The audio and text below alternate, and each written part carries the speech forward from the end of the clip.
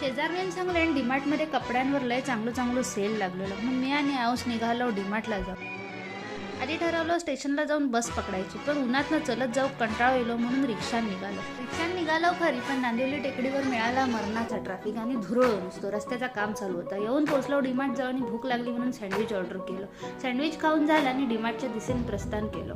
आऊस इलीने आतमध्ये नको नको ते वस्तू शोधूक लागली. नको नको त्या काय त्या बघा म्हणून माका इलो कंटाळो. मग एकदाची इलो कपड्यांच्या सेक्शनमध्ये, पण माका काय माझ्या मापाची चांगली टी शर्टा काय मिळत नव्हती.